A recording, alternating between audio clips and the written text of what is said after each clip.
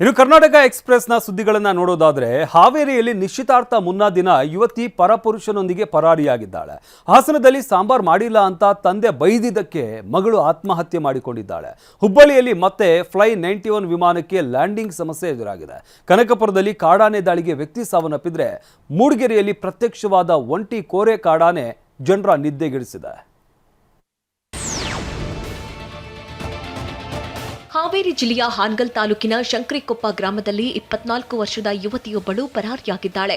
ಇಂದು ನಿಶ್ಚಿತಾರ್ಥ ಹಾಗೂ ಮೇ 11ರಂದು ಮದುವೆ ನಿಗದಿಯಾಗಿದ್ದ ಹಿನ್ನೆಲೆಯಲ್ಲಿ ಕುಟುಂಬ ಮದುವೆ ಸಿದ್ಧತೆ ನಡೆಸ್ತಾ ಇತ್ತು. ಆದರೆ ನಿಶ್ಚಿತಾರ್ಥದ ಮುನ್ನ ರಾತ್ರಿ ಯುವತಿ ಮನೆಯಿಂದ ಹಿಂಬದಿ ಬಾಗಿಲಿನಿಂದ ಹೊರಗೋಗಿದ್ದಾಳೆ. ನರೇಗಲ್ಲ ಗ್ರಾಮದ ಇಬ್ರಾಹಿಂ ಎಂಬಾತ ಯುವತಿಯನ್ನ ಕರೆದುಕೊಂಡು ಹೋಗಿದ್ದಾನೆ ಎಂಬ ಆರೋಪ ಕೇಳಿಬಂದಿದೆ. ಈ ಕುರಿತು ಅಡೂರು ಪೊಲೀಸ್ ಠಾಣೆಯಲ್ಲಿ ಪ್ರಕರಣ ದಾಖಲಾಗಿದ್ದು ಪೊಲೀಸರು ತನಿಖೆ ಮುಂದುವರೆಸಿದ್ದಾರೆ.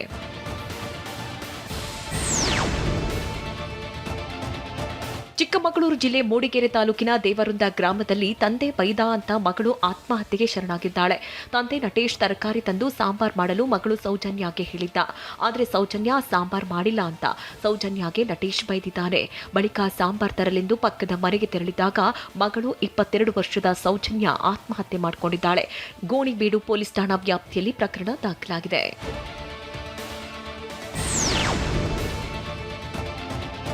ಹುಬ್ಬಳ್ಳಿಯಲ್ಲಿ ಫ್ಲೈ 91 ವಿಮಾನಕ್ಕೆ ಮತ್ತೆ ಲ್ಯಾಂಡಿಂಗ್ ಸಮಸ್ಯೆ ಎದುರಾಗಿದೆ. ಹವಾಮಾನ ವೈಪರೀತ್ಯ ಹಿನ್ನೆಲೆ 40 ನಿಮಿಷಗಳ ಕಾಲ ಆಗಸದಲ್ಲೇ ಹಾರಾಡಿದೆ. ಹೈದರಾಬಾದ್ನಿಂದ ಹುಬ್ಬಳ್ಳಿಗೆ ಬಂದ ವಿಮಾನಕ್ಕೆ ಲ್ಯಾಂಡಿಂಗ್ ಸಮಸ್ಯೆ ಎದುರಾಗಿದೆ. ಫ್ಲೈ 91 ಸಂಸ್ಥೆಯ GOA 3401 ವಿಮಾನ ನಿನ್ನೆ ಮಧ್ಯಾಹ್ನ 4:30 ಬದಲು 40 ನಿಮಿಷ ತಡವಾಗಿ 5:09ಕ್ಕೆ ಲ್ಯಾಂಡ್ ಆಗಿದೆ. ಕಳೆದ ವಾರ ಕೂಡ ಫ್ಲೈ 91 ಸಂಸ್ಥೆಯ ವಿಮಾನ 2 ಬಾರಿ ಲ್ಯಾಂಡಿಂಗ್ ಸಮಸ್ಯೆ ಎದುರಿಸಿತ್ತು. ಈ ಪೈಕಿ ಒಂದು ವಿಮಾನ ಬರೋಬ್ಬರಿ 4 ಗಂಟೆಗಳ ಕಾಲ ಹೆಚ್ಚುವರಿಯಾಗಿ ವಿಮಾನದಲ್ಲೇ ಹಾರಾಡಿತ್ತು.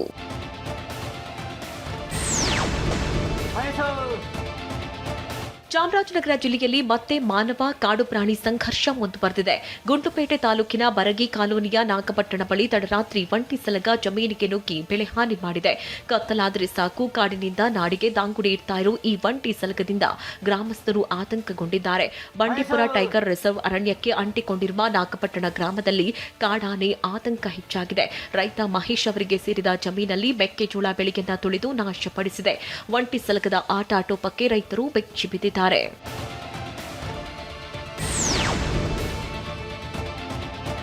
ಮಲೆನಾಡಲ್ಲಿ ಕಾಡಾನೆ ಉಪಟಳ ಹೆಚ್ಚಾಗಿದೆ. ಚಿಕ್ಕಮಗಳೂರು ಜಿಲ್ಲೆಯ ಮೂಡಿಗೆರೆ ತಾಲೂಕಿನ ವಲಯ ಅರಣ್ಯ ವ್ಯಾಪ್ತಿಯಲ್ಲಿ ಒಂಟಿ ಸಲಗ ಸಂಚರಿಸಿದ್ದು ಆತಂಕ ಸೃಷ್ಟಿಸಿದೆ.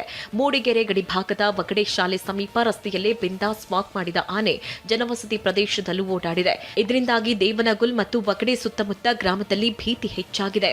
ರಸ್ತೆ ಹಾಗೂ ಗ್ರಾಮ ಪ್ರದೇಶದಲ್ಲಿ ಆನೆ ಸಂಚಾರದಿಂದ ಸ್ಥಳೀಯರು ಆತಂಕಗೊಂಡಿದ್ದಾರೆ. ಒಂಟಿ ಕೋರೆ ಸಲಗವನ್ನ ಸೆರೆ ಹಿಡಿದು ಸ್ಥಳಾಂತರ ಮಾಡಲು ಸ್ಥಳೀಯರು ಒತ್ತಾಯಿಸಿದ್ದಾರೆ.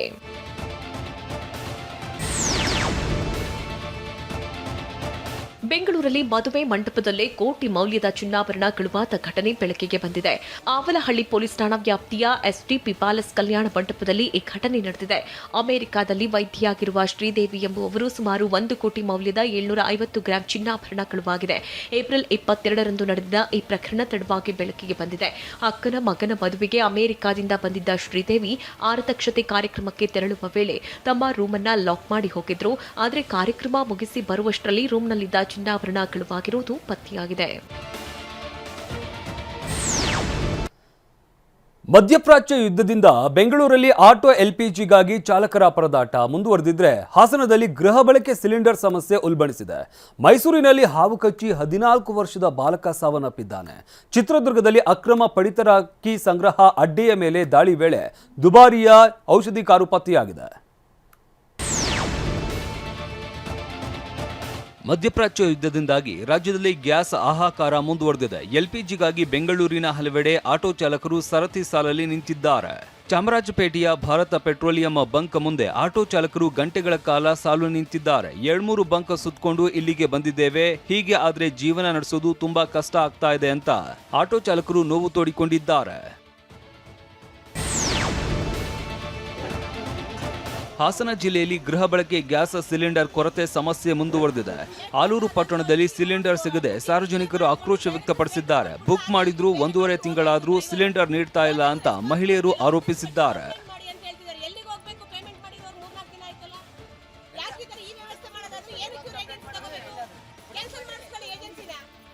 ಮನೆ ಮನೆಗೆ ವಿತರಣೆ ನಿಲ್ಲಿಸಿ ದಿನಕ್ಕೆ ಕೆಲವೇ ಸಿಲಿಂಡರ್ಗಳನ್ನು ಮಾತ್ರ ನೀಡಲಾಗುತ್ತಿದೆ ಎಂಬ ದೂರು ಕೇಳಿಬಂದಿದೆ.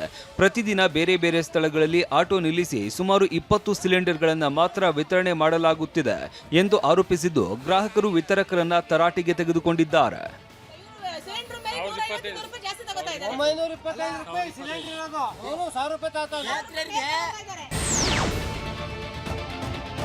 ಕೊಪ್ಪಳ ಜಿಲ್ಲೆಯ ಮುನಿರಾಬಾದ್ ಬಳಿ ಇರುವ ತುಂಗಭದ್ರಾ ಜಲಾಶಯದಲ್ಲಿ ಕ್ರಸ್ಟ್ ಗೇಟ್ ಅಳವಡಿಕೆ ಕಾರ್ಯ ಪೂರ್ಣಗೊಂಡಿದೆ. ನಿಗದಿತ ಸಮಯಕ್ಕೂ ಮುನ್ನವೇ ಗೇಟ್ ಅಳವಡಿಕೆ ಕಾಮಗಾರಿ ಯಶಸ್ವಿಯಾಗಿ ಮುಗಿದಿದೆ. ಜಲಾಶಯದಲ್ಲಿ ಒಟ್ಟು 33 ಗೇಟ್ಗಳ ಬದಲಾವಣೆ ಕಾರ್ಯ ಕೈಗೊಳ್ಳಲಾಗಿತ್ತು.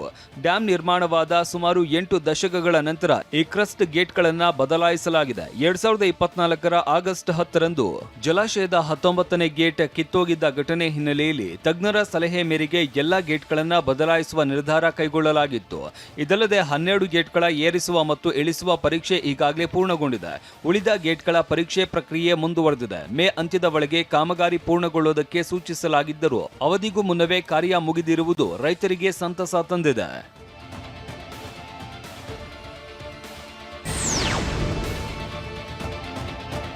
ಚಿತ್ರದುರ್ಗದಲ್ಲಿ ಅಕ್ರಮ ಪಡಿತರ ಅಕ್ಕಿ ಸಂಗ್ರಹ ಅಡ್ಡೆ ಮೇಲೆ ಆಹಾರ ಇಲಾಖೆ ಅಧಿಕಾರಿಗಳು ದಾಳಿ ನಡೆಸಿದ್ದಾರೆ. ಹಳೆ ಬೆಂಗಳೂರು ರಸ್ತೆಯಲ್ಲಿ ಇರುವ ಗೋದಾಮಿನ ಮೇಲೆ ಫುಡ್ ಇನ್ಸ್ಪೆಕ್ಟರ್ ರಚನಾ ನೇತೃತ್ವದಲ್ಲಿ ದಾಳಿ ನಡೆಸಲಾಗಿದೆ.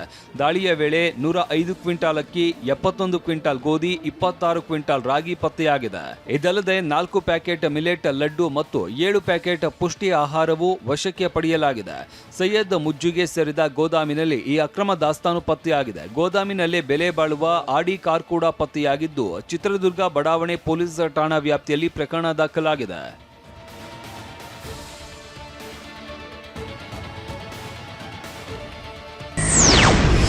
ಬಿಸಿಲಿನ ಹೊಡೆತಕ್ಕೆ ಭೂಮಿ ಕಾದ ಕಾವಲಿಯಂತಾಗಿದೆ. ಮನುಷ್ಯರಿಗಷ್ಟೇ ಅಲ್ಲದೆ ಪ್ರಾಣಿಗಳು ತಾಪಮಾನಕ್ಕೆ ತತ್ತರಿಸಿವೆ. ಚಾಮರಾಜನಗರದಲ್ಲಿ ಕಾಡಾನೆಗಳ ಹಿಂಡು ಕೆರೆಯಲ್ಲಿ ರಿಲ್ಯಾಕ್ಸ್ ಮಾಡಿದ್ರೆ ಬೆಳಗಾವಿಯಲ್ಲಿ ಕೋತಿಯೊಂದು ಕುರ್ಚಿಯಲ್ಲಿ ಕೂತು ನೀರು ಕುಡಿದಿದೆ. ಕೃಷಿ ಸಚಿವರ ತವರಿನಲ್ಲೇ ಕೃಷಿ ಅಧಿಕಾರಿಗಳ ಎಡವಟ್ಟು ಬೆಳಕಿಗೆ ಬಂದಿದೆ. ಮಂಡ್ಯ ತಾಲೂಕಿನ ರೈತ ಸಂಪರ್ಕ ಕೇಂದ್ರದಲ್ಲಿ ರೈತರಿಗೆ ವಿತರಿಸಬೇಕಿದ್ದ ಬಿತ್ತನೆ ಬೀಜ ಗೋದಾಮಿನಲ್ಲೇ ಕೊಳೆಯುತ್ತಿರುವುದು ಪತ್ತೆಯಾಗಿದೆ. ರೈತ ಮಿತ್ರ ಯೋಜನೆ ಅಡಿಯಲ್ಲಿ ಕಳೆದ ವರ್ಷವೇ ವಿತರಿಸಬೇಕಿದ್ದ ಬೀಜ ವರ್ಷ ಕಳೆದರೂ ರೈತರಿಗೆ ಸಿಗದೆ ಉಳಿದಿದೆ. ಅವಧಿ ಮೀರಿದ ಬೀಜವನ್ನ ಈ ಸಾಲಿನಲ್ಲಿ ವಿತರಿಸಲು ಯತ್ನಿಸಿದ ಆರೋಪವೂ ಕೇಳಿಬಂದಿದೆ. ಅಧಿಕಾರಿಗಳ ನಿರ್ಲಕ್ಷ್ಯದಿಂದ ಬಿತ್ತನೆ ಬೀಜ ಗೋದಾಮಿನಲ್ಲೇ ಹಾಳಾಗಿರುವುದು ಅನ್ನದಾತರ ಸಂಕಷ್ಟವನ್ನ ಮತ್ತಷ್ಟು ಹೆಚ್ಚಿಸಿದೆ. ಈ ವಿಚಾರವನ್ನ ರೈತರು ಹಾಗೂ ಕರವೇ ಕಾರ್ಯಕರ್ತರು ಪ್ರಶ್ನಿಸ್ತಾ ಇದ್ದಂತೆ ಅಧಿಕಾರಿಗಳು ಎಚ್ಚೆತ್ತಿದ್ದಾರೆ. ಪ್ರಶ್ನೆಗಳಿಗೆ ಸ್ಪಷ್ಟ ಉತ್ತರ ನೀಡದೆ ಒಬ್ಬರ ಮೇಲೊಬ್ಬರು ಬೆರಳು ತೋರಿಸಿ ತಪ್ಪಿಸಿಕೊಳ್ಳೋದಕ್ಕೆ ಯತ್ನಿಸಿದ್ದಾರೆ ಎಂಬ ಆರೋಪ ಕೇಳಿಬಂದಿದೆ. ಭೂಮಿಗೆ ಹಾಕರ್ ಬರ್ತದ ಇದು ಬಿತ್ತನೆ, ಈಗ ಹೊಸದಾಗಿ ಬಂದಿರೋದು ನಾವು ಭೂಮಿಗೆ ಹಾಕರ್ ಬಿತ್ತನೆ ಬರ್ತದ. ಜನನ ಯಾಕೆ ರೈತರನ್ನ ಒಟ್ಟೋಡ್ಸ್ರಿ? ಮಾತಾಡಕ್ಕೆ ನೀವು ಬಿಡ್ತಿಲ್ವಲ್ಲ. ಚಾಮರಾಜನಗರ ಜಿಲ್ಲೆಯಲ್ಲಿ ಮಳೆ ಬರಲಿ ಅಂತ ಪುಟಾಣಿಗಳು ದೇವರಿಗೆ ವಿಶೇಷ ಪ್ರಾರ್ಥನೆ ಸಲ್ಲಿಸಿದ್ದಾರೆ.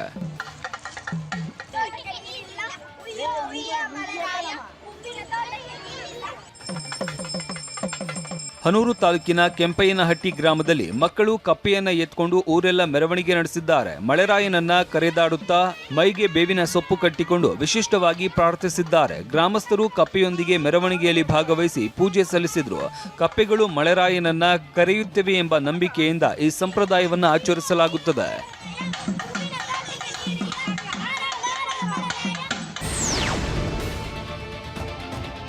ಕೊಪ್ಪಳ ಜಿಲ್ಲೆಯ ಮುದ್ಲಾಪುರ ಸಮೀಪದ ಹಿರೇಹಳ್ಳ ಜಲಾಶಯ ಬರಿದಾಗುತ್ತಿದೆ. ಬರಿದಾದ ಜಲಾಶಯದಲ್ಲಿ ಯುವಕರು ಕ್ರಿಕೆಟ್ ಆಡಿದ್ದಾರೆ.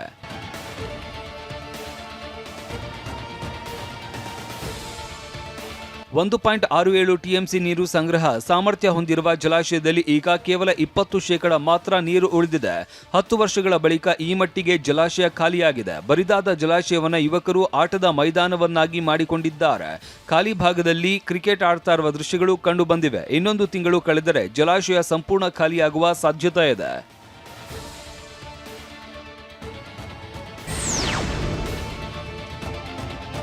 ಕೋಲಾರದಲ್ಲಿ ಬಿಸಿಲಿನ ತಾಪಮಾನ ಏರಿಕೆಯಿಂದ ತಾಳೆಹಣ್ಣು ಅಂದರೆ ತಾಟಿ ನಿಂಗಿಗೆ ಭಾರಿ ಬೇಡಿಕೆ ಹೆಚ್ಚಾಗಿದೆ. ಬಿಸಿಲಿನ ಬೇಗೆಯಿಂದ ತಪ್ಪಿಸಿಕೊಳ್ಳಲು ಜನರು ತಾಳೆಹಣ್ಣಿನ ಮೊರೆ ಹೋಗುತ್ತಿದ್ದಾರೆ. ತಮಿಳುನಾಡಿನಿಂದ ತಂದು ಕೋಲಾರ ನಗರ ಸೇರಿದಂತೆ ಜಿಲ್ಲೆಯಾದ್ಯಂತ ತಾಳೆಹಣ್ಣು ಮಾರಾಟ ಮಾಡಲಾಗ್ತಾ ಇದೆ. ಜಿಲ್ಲೆಯಲ್ಲಿ ಸುಮಾರು 100 ರಿಂದ 200 ಜನರ ತಂಡ ತಾಳೆಹಣ್ಣು ವ್ಯಾಪಾರದಲ್ಲಿ ತೊಡಗಿಸಿಕೊಂಡಿದೆ. ಒಂದು ತಾಳೆಹಣ್ಣು 50 ರೂಪಾಯಿಗೆ ಮಾರಾಟವಾಗ್ತಾ ಇದ್ದು, ಈ ಮೊದಲು 100 ರೂಪಾಯಿಗೆ 3-4 ಹಣ್ಣು ಸಿಗ್ತಾ ಇತ್ತು. ಈ ಬಾರಿ ಹೆಚ್ಚಿದ ಬೇಡಿಕೆ ಹಿನ್ನೆಲೆಯಲ್ಲಿ ಬೆಲೆಯಲ್ಲಿ ಏರಿಕೆ ಕಂಡು ಬಂದಿದೆ.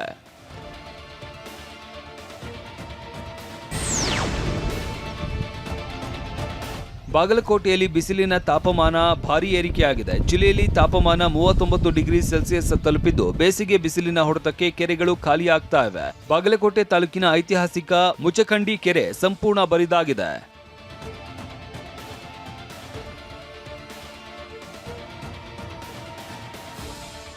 1882ರ ಬ್ರಿಟಿಷರ ಕಾಲದ ಈ ಕೆರೆ 760 ಎಕರೆಯ ವಿಸ್ತೀರ್ಣ ಹೊಂದಿದ್ದು, ಈಗ ಹನಿ ನೀರಿಲ್ಲದೆ ತನ್ನ ಅಸ್ತಿತ್ವವನ್ನೇ ಕಳೆದುಕೊಳ್ಳುವ ಸ್ಥಿತಿಗೆ ಬಂದಿದೆ. ಕೆರೆ ತುಂಬಿದರೆ ಸುತ್ತಮುತ್ತಲಿನ 10 ಹಳ್ಳಿಗಳ ಬೋರ್ವೆಲ್ಗಳಿಗೂ ನೀರು ತುಂಬುವ ಸಾಧ್ಯತೆ ಇದೆ.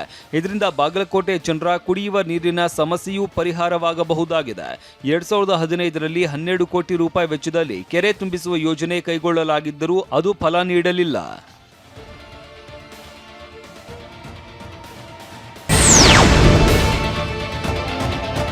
ಬೆಳಗಾವಿ ಜಿಲ್ಲೆ ಚಿಕ್ಕೋಡಿ ತಾಲೂಕಿನ ಕೆಂಚನಟ್ಟಿ ಗ್ರಾಮದಲ್ಲಿ ಕುಡಿಯುವ ನೀರಿಗಾಗಿ ಹಾಹಾಕಾರ ಉಂಟಾಗಿದೆ. ಗ್ರಾಮದಲ್ಲಿ ಸಮರ್ಪಕ ನೀರಿನ ವ್ಯವಸ್ಥೆ ಇಲ್ಲದೆ ಜನ ಕಂಗಾಲಾಗಿದ್ದಾರೆ. 20 ಅಡಿ ಆಳದ ಬಾವಿಯಿಂದ ನೀರು ಎತ್ತಿ ತರಬೇಕಾದ ಪರಿಸ್ಥಿತಿ ನಿರ್ಮಾಣವಾಗಿದೆ. ಬೋರ್ವೆಲ್ ಹಾಳಾದರೂ ದುರಸ್ತಿ ಮಾಡದಿರೋದ್ರಿಂದ ಸಮಸ್ಯೆ ಮತ್ತಷ್ಟು ಗಂಭೀರವಾಗಿದೆ. ಬಾವಿಯಲ್ಲಿನ ಕಲುಷಿತ ನೀರನ್ನೇ ಗ್ರಾಮಸ್ಥರು ಅವಲಂಬಿಸಬೇಕಾದ ದುಸ್ಥಿತಿ ಎದುರಾಗಿದೆ. ಸುಮಾರು 50 ಮನೆಗಳು ನೀರಿಲ್ಲದೆ ಪರದಾಡ್ತಾ ಇವೆ. ಗಂಡು ಮಕ್ಕಳು ಬಾವಿಯಿಂದ ನೀರು ತರ್ತಾ ಇದ್ರೆ, ಮಹಿಳೆಯರು 1 ಕಿಲೋಮೀಟರ್ ದೂರ ನಡೆದು ನೀರು ತರಬೇಕಾಗಿದೆ. ಜಾನುವಾರು ನೀರಿನ ಕೊರತೆ ಎದುರಾಗಿದೆ. ಈ ಸಮಸ್ಯೆ ಕುರಿತು ಹಲವು ಬಾರಿ ಅಧಿಕಾರಿಗಳಿಗೆ ಮನವಿ ಮಾಡಿದ್ರೂ ಯಾವುದೇ ಸ್ಪಂದನೆ ಸಿಕ್ಕಿಲ್ಲವೆಂದು ಗ್ರಾಮಸ್ಥರು ಆಕ್ರೋಶ ವ್ಯಕ್ತಪಡಿಸಿದ್ದಾರೆ. 2 ವರ್ಷ ಆತ್ರಿ, ಬೋರ್ ಬಂದ್ ಬಿದ್ದೈತ್ರಿ, ನೀರ ಇಲ್ಲಿ ಟ್ಯಾಂಕ್ ಹಾಕ್ರಿ, ಬಾವ್ಯಾಗ ಇಳ್ಯಾಕ ಬರುವಾತ್ರಿ. ನೀಸ ಇದ್ರು ನಾವು ಹೆಂಗಸರ ಗುದ್ದಾಡ್ಬೇಕಾಕೈತ್ರಿ. ನೀರ್ ತರಾಕ್ರಿ, ಗಣಸರು ಇರಂಗಿಲ್ರಿ. ಮತ್ ನಾವು ನೀರ್ ಏನ್ ಕುಡಿಯೋದ್ರಿ? ನೀವು ಬೋರ್ ಹೊಡೆದ್ ಕೊಡುವಾರ್ರಿ, ಕೊಡ್ತಾ ಹೋತಾರ್ರಿ, ಹೋಟ್ ಹಾಕೋತಾರ್ರಿ, ಅತ್ತ ಹೋಗ್ತಾರ್ರಿ, ಹೋತಾರ್ರಿ, ಮಾಡಕ್ ತಯಾರಿಲ್ರಿ. ಏನು ಠಿಕಾಣಿ ಇಲ್ದಂಗ ಆಗಿದ್ರಿ ನಮ್ದ. ಗಣಸರು ಹೋದ್ರೆ ನಮ್ಗೆ ದನಗಳು ಕರುಗಳು ನೀರಿಲ್ಲ, ಎಮ್ಮಿಗಳು ಸಹಿತ ಮಾರಿದೇವ್ರಿ ನಾವು. ಹಿಂಗಾಗಿ ಎಮ್ಮಿಗಳಿಗೆ ನೀರು ಇಲ್ದಾರ ಕಾಯ್ಕೆ ನೀರು ಇಲ್ಲ, ಮೇವು ಇಲ್ಲ, ನಾವು ಹೆಂಗ್ ಬದುಕೋದು ಹೇಳ್ರಲ್ಲ ಮುಂದೆ. ಬೆಳಗಾವಿಯಲ್ಲಿ ಈ ಬಾರಿ ಬಿಸಿಲಿನ ತಾಪಮಾನ ಹೆಚ್ಚಾಗಿದ್ದು, ಮನುಷ್ಯರಷ್ಟೇ ಅಲ್ಲ ಪ್ರಾಣಿಗಳಿಗೂ ತತ್ತರಿಸಿವೆ. ನೀರಿಗಾಗಿ ಪರದಾಡಿದ ಕೋತಿ ಕ್ರಿಕೆಟ್ ಪಂದ್ಯಾವಳಿ ನಡೀತಾ ಇದ್ದ ಮೈದಾನಕ್ಕೆ ಬಂದಿದೆ. ನಗರದ ಸರ್ದಾರ್ ಮೈದಾನದಲ್ಲಿ doctor BR Ambedkar trophy cricket tourney ನಡೀತಾ ಇದ್ದ ವೇಳೆ ಈ ಘಟನೆ ನಡೆದಿದೆ. ಆಟ ನಡೆಯುತ್ತಿರುವಾಗಲೇ ನೀರು ಅರಸಿ ವೇದಿಕೆಯತ್ತ ಬಂದ ಕೋತಿಗೆ ಆಯೋಜಕರು ನೀರು ಕೊಟ್ಟಿದ್ದಾರೆ. ಬಾಟಲ್ನಿಂದ ನೀರು ಕುಡಿದ ಕೋತಿ ಕುರ್ಚಿಯ ಮೇಲೆ ಕುಳಿತು ಬೆಂದಾಸಾಗಿ ದಾಹ ನೀಗಿಸಿಕೊಂಡ ದೃಶ್ಯ ಗಮನ ಸೆಳೆದಿದೆ.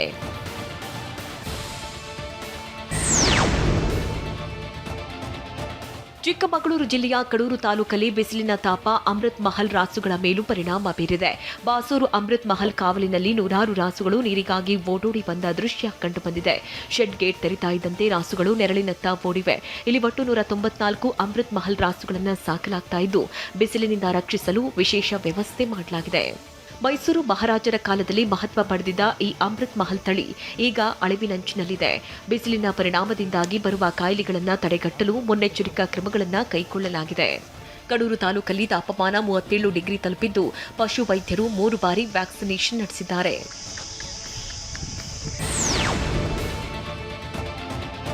ಬಿಸಿಲ ಆಘಾತಕ್ಕೆ ಕೇವಲ ಮನುಷ್ಯರಷ್ಟೇ ಅಲ್ಲ, ವನ್ಯ ಮೃಗಗಳು ತತ್ತರಿಸಿ ಹೋಗಿವೆ. ಭೂಮಿ ಕಾದ ಕಾವಲಿಯಂತಾಗಿದ್ದು, ಕಾಡಾನೆಗಳ ಹಿಂಡು ಕೆರೆಯಲ್ಲೇ ಗಂಟೆಗಳ ಕಾಲ ಮಿಂದೆದ್ದಿವೆ.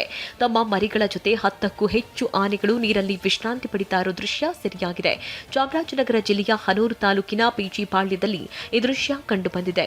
ಜಿಲ್ಲೆಯಲ್ಲಿ 36 ರಿಂದ 37 ಡಿಗ್ರಿ ಸೆಲ್ಸಿಯಸ್ ತಾಪಮಾನ ದಾಖಲಾಗಿದ್ದು, ಬಿಸಿಲಿನ ಝಳಕ್ಕೆ ಕಾಡು ಪ್ರಾಣಿಗಳು ತತ್ತರಿಸಿವೆ. ಬಿಸಿಲಿನ ತಾಪಮಾನದಿಂದ ರಕ್ಷಣೆ ಪಡೆಯಲು ಗಜಪಡೆಗಳು ಕೆರೆಗಳತ್ತ ಹೆಜ್ಜೆ ಹಾಕ್ತಾ ಇವೆ.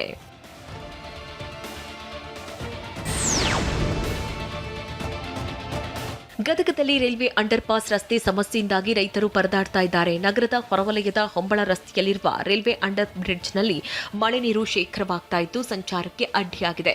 ಈ ಭಾಗದಲ್ಲಿ ಸಾವಿರಾರು ಎಕರೆ ಕೃಷಿ ಜಮೀನಿದ್ದು ಜಮೀನಿಗೆ ಹೋಗಲು ಅನ್ನದಾತರು ಸಂಕಷ್ಟ ಅನುಭವಿಸ್ತಾ ಇದ್ದಾರೆ. ಮಳೆಗಾಲ ಬಂದ್ರೆ ಅಂಡರ್ ಬ್ರಿಡ್ಜ್ ಸಂಪೂರ್ಣ ನೀರಿನಿಂದ ತುಂಬಿ ಹೋಗುತ್ತೆ. ಎತ್ತಿನ ಚಕ್ಕಡಿ ಟ್ರ್ಯಾಕ್ಟರ್ಗಳು ಈ ಮಾರ್ಗದಲ್ಲಿ ಸಂಚರಿಸಲು ಸಾಧ್ಯವಾಗದೆ ರೈತರು ಪರದಾಡುವ ಸ್ಥಿತಿ ನಿರ್ಮಾಣವಾಗುತ್ತೆ. ಕಾಮಗಾರಿಯ ವೇಳೆ ರೈಲ್ವೆ ಇಲಾಖೆ ಹಾಕಿದ ಮಣ್ಣು ಮಳೆಯಾದಾಗ ಸುರಂಗ ಮಾರ್ಗದಲ್ಲಿ ಹರಿದು ಬಂದು ನೀರು ನಿಲ್ಲುವಂತೆ ಮಾಡ್ತಾ ಇದೆ ಅಂತ ಆರೋಪ ಕೇಳಿಬಂದಿದೆ. ಪ್ಲಾಸ್ಟಿಕ್ ತ್ಯಾಜ್ಯದಿಂದಲೂ ನೀರು ಸರಾಗವಾಗಿ ಹರಿಯದ ಪರಿಸ್ಥಿತಿ ಉಂಟಾಗಿದೆ. ಇದೇ ರಸ್ತೆಯ ಮೂಲಕ ಸ್ಮಶಾನಕ್ಕೆ ಹೋಗಬೇಕಾಗಿದ್ದು ಮಳೆಗಾಲದಲ್ಲಿ ಮೃತದೇಹ ಸಾಗಿಸಲು ಕೂಡ ಗ್ರಾಮಸ್ಥರು ಹೆಣಗಾಡ್ತಾ ಇದ್ದಾರೆ. ತಕ್ಷಣ ಸಮಸ್ಯೆ ಪರಿಹರಿಸದೇ ಇದ್ರೆ ಉಗ್ರ ಹೋರಾಟ ನಡೆಸೋದಾಗಿ ಎಚ್ಚರಿಕೆ ಕೊಟ್ಟಿದ್ದಾರೆ. ಗದಗದಿಂದ ಹೊಂಬಳಕ್ಕೆ ಹೋಗೋ ರೋಡ್ನಾಗ ಸುಣ್ಣದ ಬಟ್ಟಿ ಮುಕ್ತಿಧಾಮದ ಹತ್ರ ಏನು ರೈಲ್ವೆ ಬ್ರಿಡ್ಜ್ ಬರ್ತಲ್ಲ, ಪ್ರತಿ ಸಲ ಮಳೆ ಬಂತಪ್ಪ ಅಂದ್ರೆ ಇಲ್ಲಿ ರೈತರಿಗೆ ಒಂದು ದೊಡ್ಡ ಸಮಸ್ಯೆ. ಒಕ್ಕಲಿಗೇರಿ, ಕಾಂತೋಟ, ಇಬುತಿ ಓಣಿ, ಗಂಗಾಪುರಪೇಟೆ ಎಲ್ಲ ರೈತರು ಗದಗಿನ ಜೀವನಾಡಿ ಈ ರಸ್ತೆ. ಗದಗಿನ ಭೂಮಿ ಉಳಿದದ್ದ ಇದಾವೆ ಒಂದು ರಸ್ತೆದಾಗ, ಹೊಂಬಳ ರಸ್ತೆದಾಗ. ಅದಕ್ಕೆ ರೈತರು ಎತ್ತು ಚಕಡಿ ತೊಗೊಂಡು ಹೋಗ್ತಾರೆ, ದೊಡ್ಡ ಸಮಸ್ಯೆ ಆಗಿಬಿಡುತ್ತಿದೆ. ನೀರು ನಿಂತು ಒಂದು ಎದಿ ಮಟ್ಟ ನೀರು ನಿಂತು ಬಿಡ್ತೈತಿ. ಬಳ್ಳಾರಿಯಲ್ಲಿ ಬೈಕ್ ಟ್ರ್ಯಾಕ್ಟರ್ ಡಿಕ್ಕಿಯಾಗಿ ಮಹಿಳೆ ದುರ್ಮರಣಕ್ಕೀಡಾಗಿದ್ದಾರೆ. ವಿಜಯನಗರದಲ್ಲಿ ಅಗ್ನಿ ಅವಘಡಕ್ಕೆ 10 ಮೇಕೆಗಳು ಸುಟ್ಟು ಕರಕಲಾಗಿವೆ.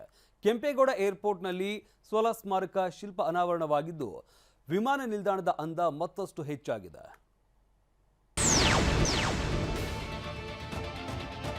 ರಾಯಚೂರಲ್ಲಿ ಡಾಕ್ಟರ್ ಬಾಬಾ ಸಾಹೇಬ್ ಅಂಬೇಡ್ಕರ್ ಜಯಂತಿಯನ್ನು ಅದ್ದೂರಿಯಾಗಿ ಆಚರಿಸಲಾಗಿದೆ. ದಲಿತ ಶಕ್ತಿ ಪಡೆ ಸಂಘಟನೆಯ ವತಿಯಿಂದ ವಿವಿಧ ಕಾರ್ಯಕ್ರಮಗಳು ನಡೆದಿದೆ. ಆರ್ಟಿಒ ಕ್ರಾಸ್ನಿಂದ ಅಂಬೇಡ್ಕರ್ ವೃತ್ತದವರೆಗೆ ಬೃಹತ್ ಮೆರವಣಿಗೆ ನಡೆಸಲಾಗಿದೆ. ಮೆರವಣಿಗೆ ಉದ್ದಕ್ಕೂ ಬಾಬಾ ಸಾಹೇಬ್ ಅಂಬೇಡ್ಕರ್ ಪರ ಘೋಷಣೆಗಳು ಮೊಳಗಿದ್ವು. ಡಿಜೆ ಸಾಂಗ್ಗೆ ಯುವಕರು ಕುಣಿದು ಕುಪ್ಪಳಿಸಿದ್ರು. ಮೆರವಣಿಗೆ ಬಳಿಕ ಅಂಬೇಡ್ಕರ್ ವೃತ್ತದಲ್ಲಿ ವೇದಿಕೆ ಕಾರ್ಯಕ್ರಮ ಆಯೋಜಿಸಲಾಗಿತ್ತು. ಕಾರ್ಯಕ್ರಮದಲ್ಲಿ ಎಲ್ಲಾ ಧರ್ಮಗುರುಗಳು ಮತ್ತು ಚಿಂತಕರು ಭಾಗವಹಿಸಿದ್ರು. ಇನ್ನು ಇದೇ ವೇದಿಕೆಯಲ್ಲಿ ರಾಜ್ಯಕ್ಕೆ ಪ್ರಥಮ ಸ್ಥಾನ ಪಡೆದ ಎಸ್ಎಸ್ಎಲ್ಸಿ ವಿದ್ಯಾರ್ಥಿ ಸುಖದೇವ್ ಅವರನ್ನ ವೇದಿಕೆಯಲ್ಲಿ ಸನ್ಮಾನಿಸಲಾಯಿತು. ರೂಪಿಸುವುದಕ್ಕಾಗಿ ಭಾರತದ ಕೆಂಪೇಗೌಡ ಅಂತಾರಾಷ್ಟ್ರೀಯ ವಿಮಾನ ನಿಲ್ದಾಣಕ್ಕೆ ಮತ್ತೊಂದು ಮೆರುಗು ಸೇರ್ಪಡೆಯಾಗಿದೆ. ಬೆಂಗಳೂರು ಏರ್ಪೋರ್ಟ್ನ ಟರ್ಮಿನಲ್ 2 ನಲ್ಲಿ ಬೆಂಗಳೂರು ಸೋಲ್ ಸ್ಮಾರಕ ಶಿಲ್ಪ ಅನಾವರಣಗೊಂಡಿದೆ. ಬಯೋಕಾನ್ ಫೌಂಡೇಶನ್ ಹಾಗೂ ಏರ್ಪೋರ್ಟ್ ಆಡಳಿತ ಮಂಡಳಿಯ ಸಹಯೋಗದಲ್ಲಿ ಈ ಶಿಲ್ಪ ನಿರ್ಮಾಣಗೊಂಡಿದೆ. ಬಯೋಕಾನ್ ಗ್ರೂಪ್ ಅಧ್ಯಕ್ಷೆ ಕಿರಣ್ ಮಜುಂದಾರ್ ಶಾ ಮತ್ತು ಸಚಿವ ಪ್ರಿಯಾಂಕ್ ಖರ್ಗೆ ಸ್ಮಾರಕ ಶಿಲ್ಪವನ್ನು ಉದ್ಘಾಟಿಸಿದರು. ಸ್ಪೇನ್ನ ಖ್ಯಾತ ಕಲಾವಿದ ಜೌಮೆ ಪ್ಲೆನಾನ್ಸ್ ಈ ಶಿಲ್ಪವನ್ನು ನಿರ್ಮಿಸಿದ್ದಾರೆ. ಟರ್ಮಿನಲ್ 2 ನಲ್ಲಿ ಅರೈವಲ್ ಪ್ರದೇಶದಲ್ಲಿ ಅಳವಡಿಸಿರುವ ಈ ಶಿಲ್ಪ ಪ್ರಯಾಣಿಕರ ಕಣ್ಮನ ಸೆಳೀತಾ ಇದೆ.